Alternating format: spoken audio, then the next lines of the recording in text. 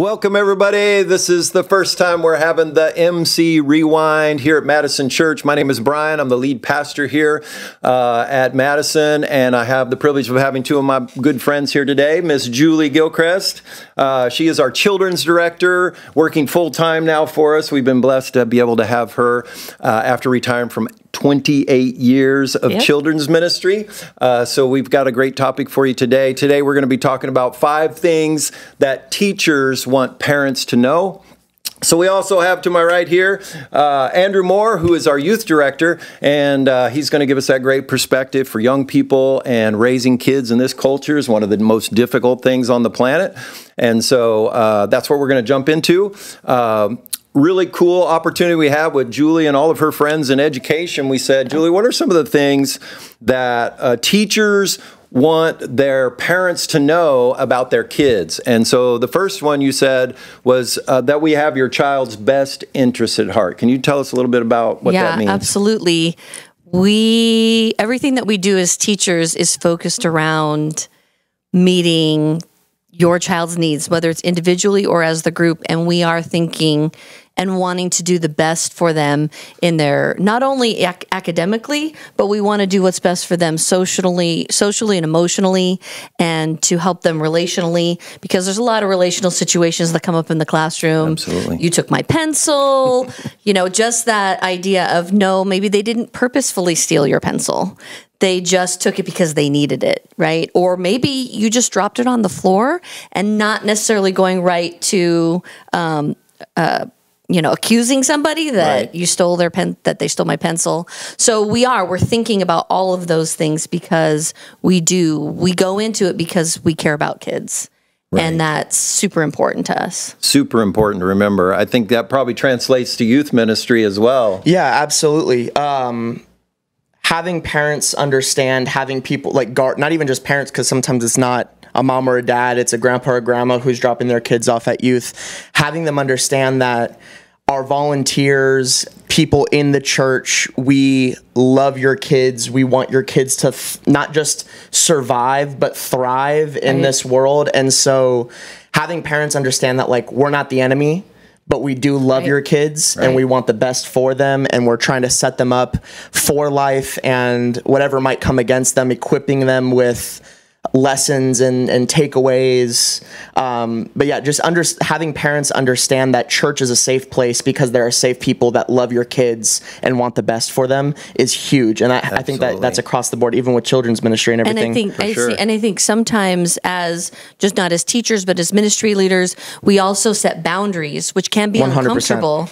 I mean, it's not meant to be a negative thing, but it is meant to be a safe thing for that particular child and all the other children. So sometimes setting boundaries can be uncomfortable, and that's still having your child's best interests at heart. Yeah. Because we're not just thinking about one, we're thinking about multiples. Exactly. At the same time. That's so good.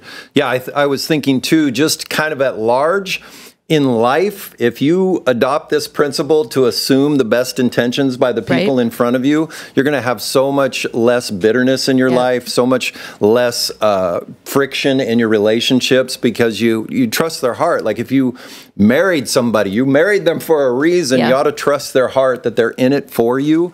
Right. And I think that principle alone can transform all of our lives. All right, let's go to number 2.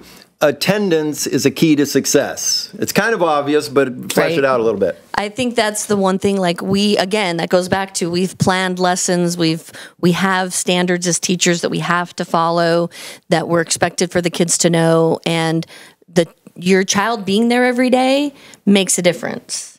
And because if they come one day and they miss the next day, well, they could have missed a crucial piece of learning. And so then that also plays into their emotions and their social interactions, because then they don't know. They're not up to speed with what's happening in the classroom. They've missed it. So there's a lot that plays into attendance, just not academics. It's really everything. And they miss out on that whole day of everything that happened. Yeah. And for youth ministry, how important is it to see these kids every week? I was going to say, like, before we even jump in what youth ministry, like, quick shameless plug to you, Pastor. Like, if you haven't seen the message from this past Sunday, I would encourage you to check it out. And you even mentioned in that message how routine is huge, right? And a lot of times,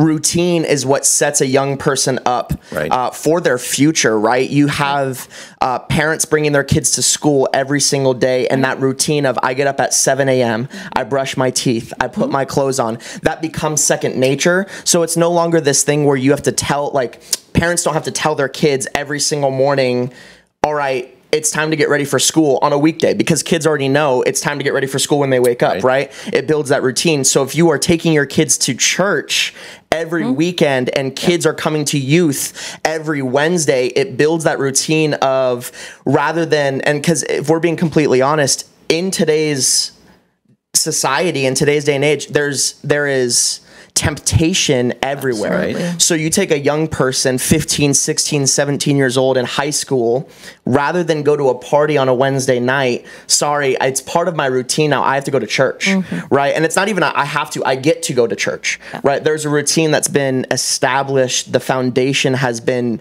set, and that then sets up that young person for their future. When you're there every single day, when you show up every single day, and like I can contribute that to my parents, right? My parents, every single Wednesday, you're going to go to youth. And at first it started as this, like, you're going to go to youth. And there were some days, I won't lie, where it was like, why do I have to go to youth? Why? It doesn't, like, I don't want to. Right? And although I'm not a parent, one of the things that I have taken away from my parents is the sense of it is okay to push some things a little bit harder. Right? Which absolutely, that's a hot take, especially nowadays. Right? But it is okay as a parent, as a guardian, somebody who loves me, who is taking care of me, who is watching over me. They have the right and the privilege. And for those listening, when you are in that situation, you have the right and the opportunity and the privilege to push some things a little bit harder. Because, like, it got me thinking, everyone in this day and age is influenced by something. Like I said, if you have that routine, every Wednesday I go to youth, that means if somebody invites me to a party, let's just keep it real, someone invites me to go drink, someone invites me to go smoke on a Wednesday night, but instead I choose what I'm a part of now, which is youth group.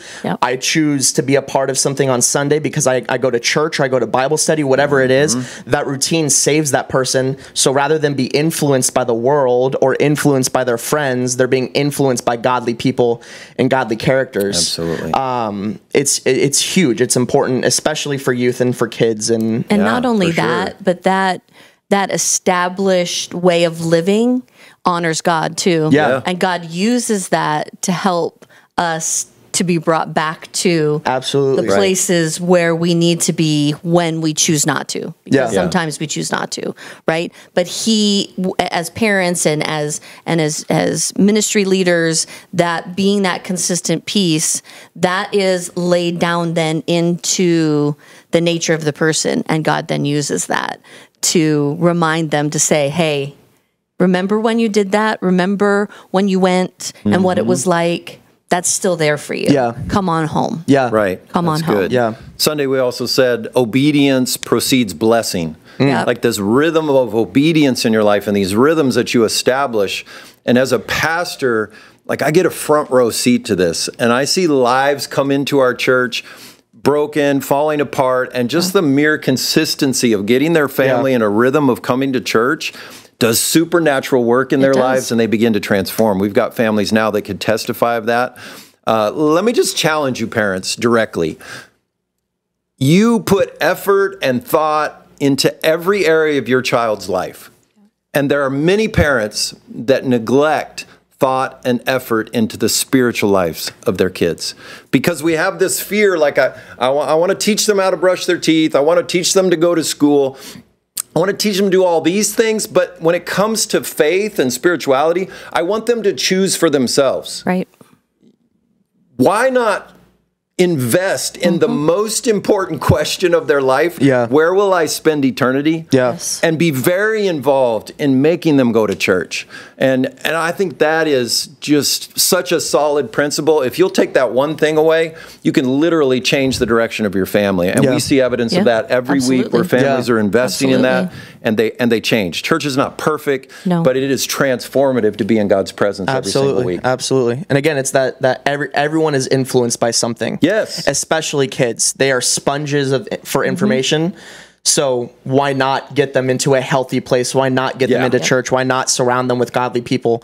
Because as a child, you are constantly being influenced. You are constantly you're taking in all this information around you. So like you said, parents, let's encourage you to bring your kids to church. It's okay to push a little bit more in this subject, because we want obviously good influences in their life. And it's a great place for us, not only as adults, but as children, to come and learn how to handle relationships. Absolutely. Because it's a safe place. It's a place where there are maturing people, and you can rely on them to ask for help, and you can learn how to come back and say, I'm sorry, and be okay, and learn how to interact in that way. Because I think that's a big thing too, is there's a lot of conflict that happens, right? And so how do we manage that? Right. And coming all the time and getting to know people and being consistent allows you to build that relationship, and then it allows that reconciliation and forgiveness and all that to happen so much easier. And it just brings a peace and calm to your life. We know what we're doing. We know where we're going. And that's a huge thing for kids too, consistency. So they know what's going to be happening. That one piece in and of itself, okay, it's Sunday, I know what we're doing. This is who we are. And I have peace about it. This is I don't have to wonder what's going to happen. And that's a huge piece. That's good. Such good stuff. Let's go to number 3. Communication and teamwork between parents and teachers is important for your child's growth and success. How is that important? Education environment. There's a lot of things that happen at school while your child is with me in my classroom or interacting with other teachers. There's a lot of things that they're learning. There's a lot of things that happen, emotionally with them. And there's also things that happen at home that we don't have any idea about. Right. And that comes in and influences in the classroom. Because we're all human, they bring their emotions with them, just like I do when I'm in the classroom. I got stuff going on. I'm the adult. I try not to let it affect me, but some things are more emotional than others. And so being able to communicate together about those things is really, really important, because then we have a different perspective about what's going on. Maybe it's not going to change the expectations, but we have understanding. And that when we're communicating together, you know what I'm teaching your child. You know what your child is learning, and then you can then support that at home. Yeah. And then vice versa, you can say to us, hey, we did this homework thing, and it was a challenge. And it was like we cried for like an hour, both of us. What can we do? So that way, because we're learning all the time as teachers of how to help parents and students. And so we're a resource in that. And so that would be a really good reason why working together is important. Yeah, and I think one of the reasons has to be fear. Yep. And it goes back to number 1. If you believe that your teachers, the people at church have your best interest at heart, probably the best place ever to start with some humility and vulnerability and say, look, I'm struggling. I need help. I don't know what's going on, because they're literally for you and they want to help you. It actually makes their life better too in the classroom, in the church environment. You see that in youth ministry? Oh, yeah. And I mean, even in my own life, not just with my students, but like being a college student and having gone through all that stuff as well. The same thing that my students are in right now, similar situations, friendships, all this stuff. Like I tell them regularly, like it's okay to feel these things and to be upset and do all that stuff, right? You just have to let me know, right? And there needs to be this kind of communication. If something's going on at home, I need to know, because that will, again, bridge that gap. And I have your best interests at heart, and I need you to know that I want to care for you, and I want to take care of whatever needs to be taken care of, and I want to show you God's love, and I want to do all that. Like, right? There's things that, but even in my own life, right, a lot of times when I was struggling, it was due to miscommunication. And it took me all the way until college to figure out that if I just talked with my teachers, things would be a lot better. I won't lie, I'm not the best at school, so like failing a class, and then my teacher comes up to my professor, hey man, if you needed help, you should have just said something. Right. And I was Exactly. like, What?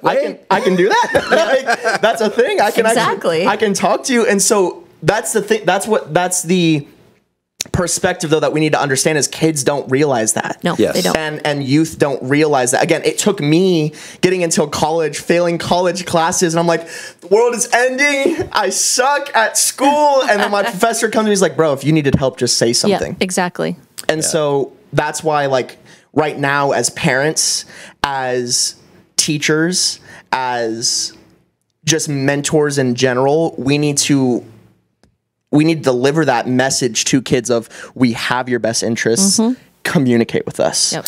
Yeah. We cannot fix or help what we do not know.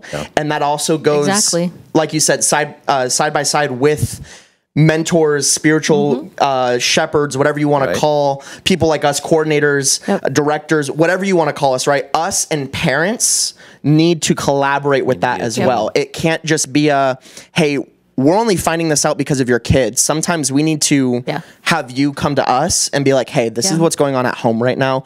Hey, just wanted to let you know this is kind of what's happening in their life right now that they might not be letting you know. And that's not going around somebody in a sense. It's honestly, again, it's having your students' best interest at heart. Yeah. It's having their life be the priority and their faith be the priority. And those two things need to work in tandem. Parents and teachers, directors, coordinators, whatever you want to call us, we need to be in tandem with each other, coordinating with each other so that we can then show love and grace and mercy to your students better. And I think it's human nature that we're just fearful about sharing things about ourselves. absolutely. I guarantee it's true about your kids with you, that there's things that they're holding back that they're not telling you, and that's why they're struggling. And so we got to produce this safe environment between the community of parents and helpers to help these kids win. That's what it's all about. Number 4, this is a biggie. Follow through with consequences and help them set boundaries. Yeah, I think that's a big struggle that a lot of teachers are having. Is that we feel like we're frontline disciplinarians. We're implementing, things that should be from the home, which one of my coworkers calls home training. Home training, I like it. That home training really makes a big difference for us because we, as teachers and even as ministry leaders, we have a limited time with them. And as teachers, we didn't have them for the first 5 years of their life, 4 or 5 years. They had all of that prior. And we're only with them as teachers like 6 hours a day. And the rest of the time they're with, they're at home with parents. Sure. So it's just like, if you say you're going to do something, do it and hold to it. And I know as a parent, that's really, really it's the hard. And hardest I thing. tell you, I don't know if it hurts me more than it hurt my kids, but it hurt me to do it. But then we had understanding, we had clear boundaries of what was acceptable and wasn't acceptable behavior. And there's a lot of kids that come into the schools and they just don't have any self-control. And it's not only dangerous for them, it's dangerous for others. Yeah. And so it's just a matter of really just like, if you say you're going to do it, you need to do it, because I have to toe the line at school. And so then that's hard too. And I have Right. to toe the line even be a in team. ministry. So it's like us working together. Yeah. Yeah, again, it goes back to the communication. I'm communicating with you what the rules in the classroom are. This is what the expectations are. So when something gets crossed and there's a consequence, you understand that this is what's happening. And so it just comes up as a challenge when kids don't face any consequences other than the ones that maybe teachers are giving in the classroom. Yeah. One of the things I've learned, I've been involved with our preschool for 20, 25 years, and there's so many situations where kids do well at home, and then Yeah. you put them in a social situation where they have to share with other people Right. and they're not the Right. center of attention. And we always have these conversations with parents. It's like, well, I don't know why he's doing that at school. He doesn't do that at home. Right. Well, because at home, he's got your attention and he doesn't really have to It's a worry different about anybody situation. else.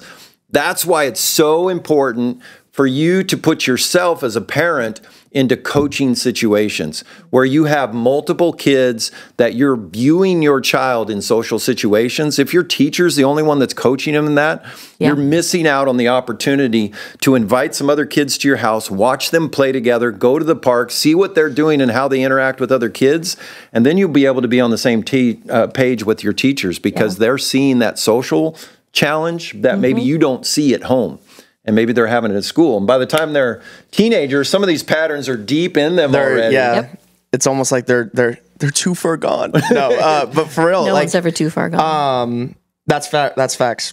Spin fire right there. But that's how it is. It's so deeply integrated into their life that it almost seems like they're not too far gone, but it seems like they are. It's a huge coping mechanism that you really have to get through. They rely on it, and so you have to kind of break down those boundaries. I think a big thing is, and I guess I don't know, I am still young. Like I said, I am not a parent, but I do kind of point a lot of the things I've learned in my life to my parents, and they're amazing parents, but I was told no. Right. I was told, no, Andrew, you can't do that. No, Andrew, that's not okay. No, Andrew, stop that. I was told no. And the hard thing is we are now in a society where no is a taboo word. Yep. That's very true. Or it's, instead of it being no, it's, well, what if we did this instead? It's okay to say no. And it's funny too, because now we have youth, and I hate being that guy. I would love to just be the guy that's like fun all the time. But if I got a kid who's like low-key bullying another kid, or like, oh yeah, like trying to get up on him or whatever, I'm like, bro, knock it off.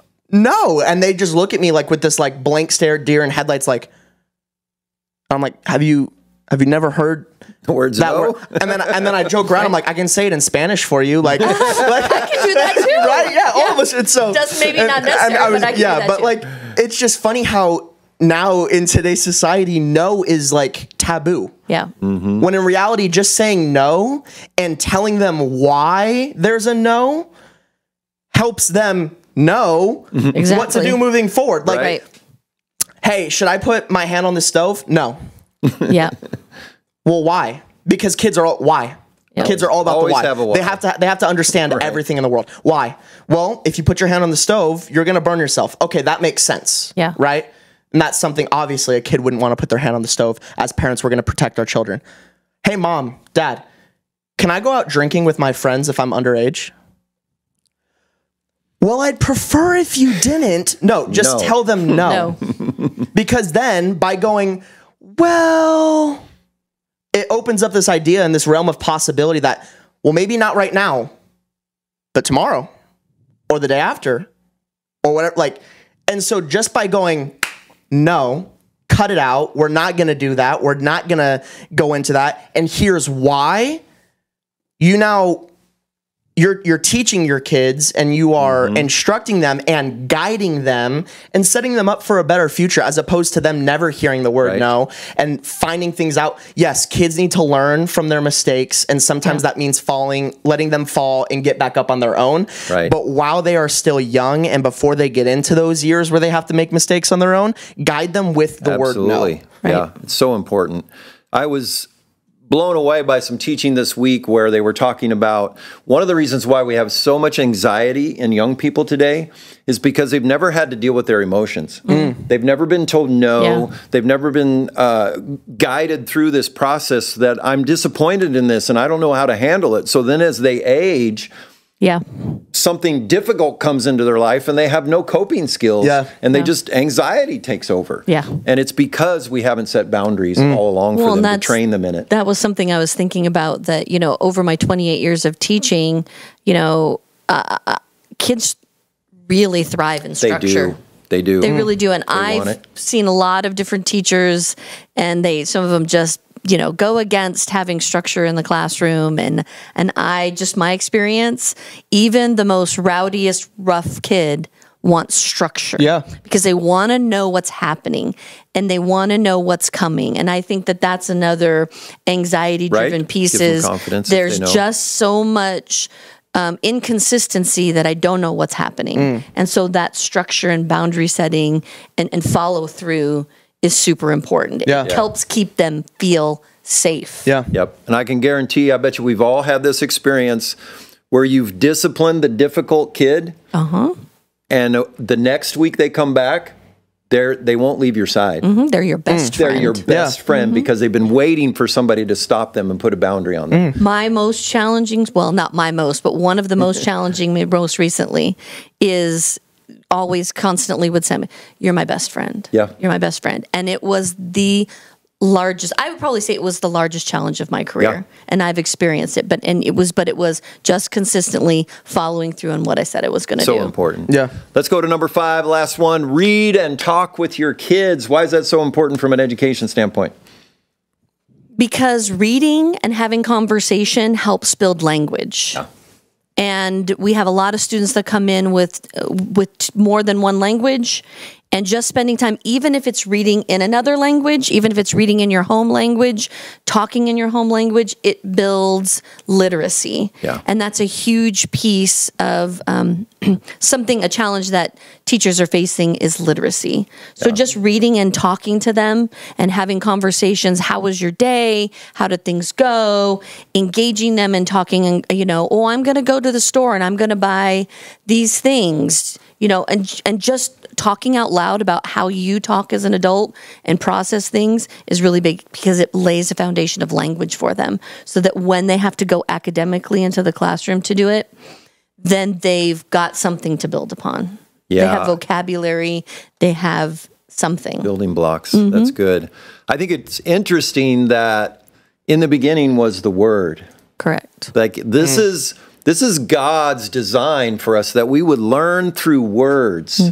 It's who He is, it's what He does. And so the power of God's Word, it was an oral book that was read, that people listened to. And so there's great power in that. I think one of the things, maybe only a couple of things I did well as a parent, but that was when my son was young, I read to him every night. And we got through Bible stories and went through multiple books. And just that reading time together, it's a connection. So like, nighttime routines are huge with young children. Yeah. If you can just spend some time reading with them, that's powerful. How does, spiritually for young people, getting the Word of God into them, having conversations about God's Word, what does that do for young people?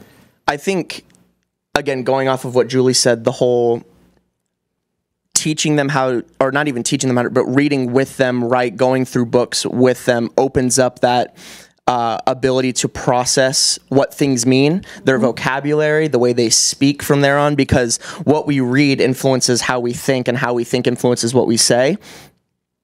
And so as a parent, if you're reading scripture with your kids, not only are you kind of laying another foundation for them, right? So then they go to church or they go to Sunday school and they're talking about David and Goliath, and then a kid goes, "Oh, I know that story. I've read that story with my parents before."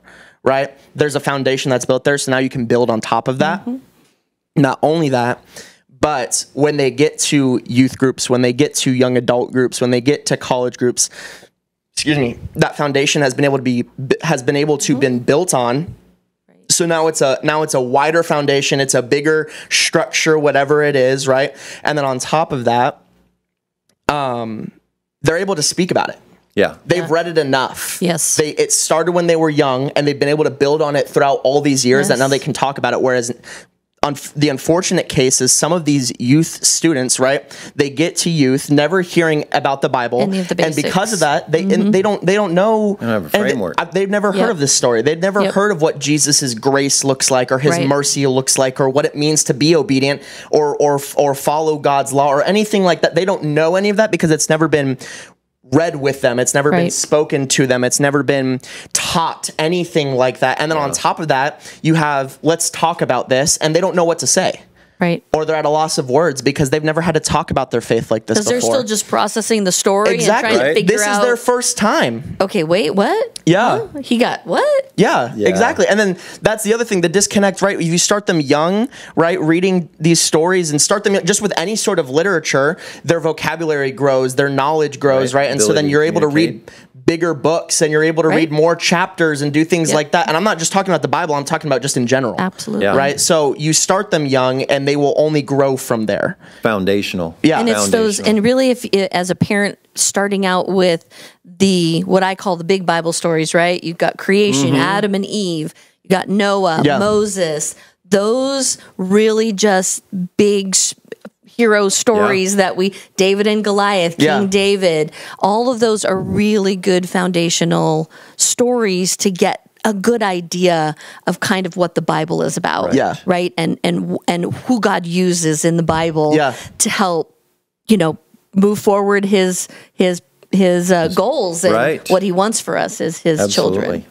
Man, this has been so good. Thank you so much for joining us today. We hope to do this more often. If you liked what you saw today, if it's been helpful to you, please share it with somebody else. Like it on Facebook, wherever you're watching, Instagram. We'd love to have you just share that with somebody else to help them as well. We're here every Sunday. We're here every Wednesday night, working with your kids, helping people grow. If you didn't catch last week's sermon, you can grab a hold of that. It'll teach you a little bit more about what the Bible says about parenting. I'm only going to say this about this Sunday. You better tune in because it's a deep topic. It's going to be hard stuff we're going to be looking at, and it's going to be a great day. So we hope to see you soon. Thanks for tuning in.